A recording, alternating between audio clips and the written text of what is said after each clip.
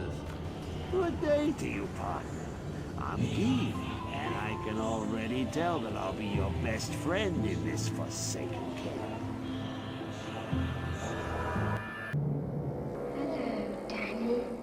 Hey guys, Wheat Solo here, aka the Skeleton King.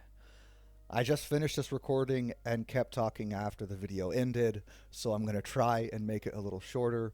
It's bizarre that I've made the same video so many times. If you used to watch my channel back in the early days, you would know all I did was make videos on Summon Necromancer, and I would talk way too much then, and I could still talk way too much about it now. But, suffice to say, it feels good to play Skellies again. And yeah, raise your Skelly flags high. So what are we doing in this version? Well, they added these they added these arrows that let you summon 4 additional archers. So basically, does that make Brand a viable summoner? Well, first and foremost, it was always viable. Does this make it like actually competitive with Grimm's Burning Dead and Eternity? TLDR, no. And you know, that being said, I do a sub 530 very casually with 48 SCR in my swap. I'm only swapping 2 items. I think that's fine. Obviously, having Brand is going to make it really hard to get 125. You would basically need the declone boots and some good corruptions, maybe even a special amulet to switch. So you'd have to be swapping more items, or just have your archers and skeletons a little weaker. And at 125, could you do a sub 5? I could see it, even higher density. But the problem is, this build, compared to your other summon builds, it's either going to be the same price and slower, or more expensive and basically the same speed. Because what's the cheap option? It's Grimm's Burning Dead. And Grimm's Burning Dead is going to be good from budget, it's going to be good to mid-game, and it's even viable in-game. And in fact, you can just run skeletons with Layerics to this day.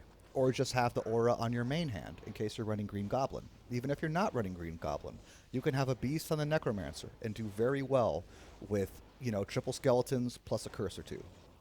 But on this build, we're not running any points in the Warriors. We're running 18 in the Mages to save a few.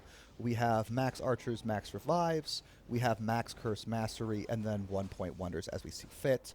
I have the Pride Iron Golem, and basically that's part of the problem.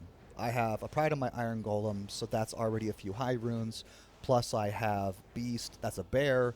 Then you've got the Templar's Might, which is probably going to cost you at least a half a high rune, if not 1, depending on when you buy it. And then, you know, I don't think Dual Dream is the best setup on this version of the Mercenary. In fact, as you can see, I very rarely stomp. I just think Dual Dream is super good now. Someone convinced me to run it a couple of seasons ago, and basically they're right.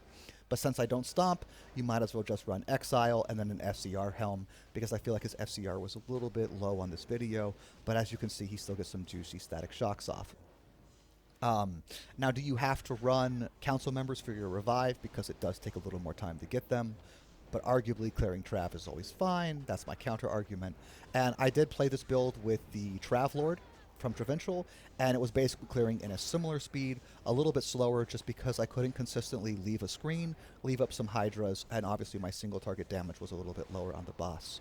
And just having the option to have a summon killing off screen while your other summons are focusing the new group is what really takes a summoner to the next level. And yeah, and it's like, you know, when you think about the price of this build, and you think about it as opposed to Fire Golem, which is faster, and I wouldn't call it cheaper, but like once you have the Infinity, a lot of Fire Golem gear isn't going to be as expensive as you think. And so if you're paying the same amount for Fire Golems as this, I'd go Fire Golem. Then you have Eternity. Now, a lot of people don't like Revives, but to me, Eternity is always the coolest summoner in the world, because you can have up to 16 council members, or even just 16 Trav Lords, or 16 melee mobs. And although Eternity is arguably slightly more expensive, and by slightly I mean just a little bit, it's a little bit better. And then, of course, the elephant in the room of Grimm's Burning Dead, or just not running one of those weapons and having Armor King Leoric. Now, that being said, is this build...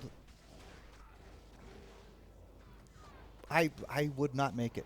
I'm sorry, guys. But if you want to make it, you can see on screen. You can do whatever you want with skeletal summons, and they will work for you. But I do highly recommend you do not attempt this build until you honestly have Beast, Might, and concentration. And at that point, go ahead, make the brand, and then you're going to be clearing maps in about the same speed as your other Necromancer summon builds. Okay.